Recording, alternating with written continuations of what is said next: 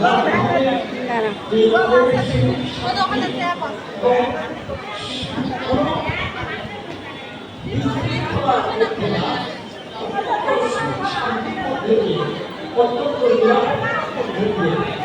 আমাদের ভাবনা পালন করতে সচেষ্ট আজকে উদযাপন শুধু মন্দিরে মন্দিরে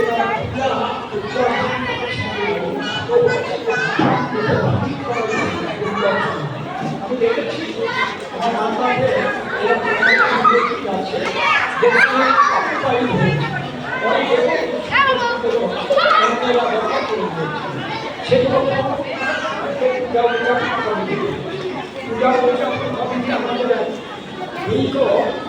নির্দেশক বলে আমরা মনে করি, দুই ভাগ হিসাবে মনে করি, তারা প্রথম দর্শক হিসেবে মনে করি।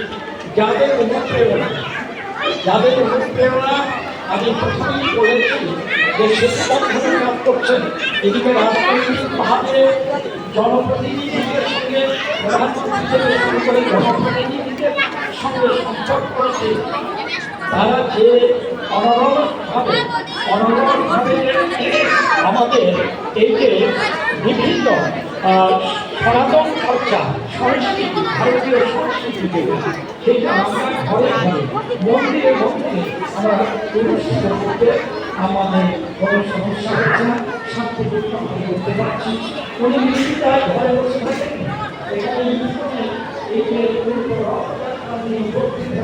আমাদের মধ্যে অভয়বাণী, আমাদের মধ্যে যে শান্তি কথা, আমাদের মধ্যে যে ভক্তের কথা, আমাদের মধ্যে যে কথা উনি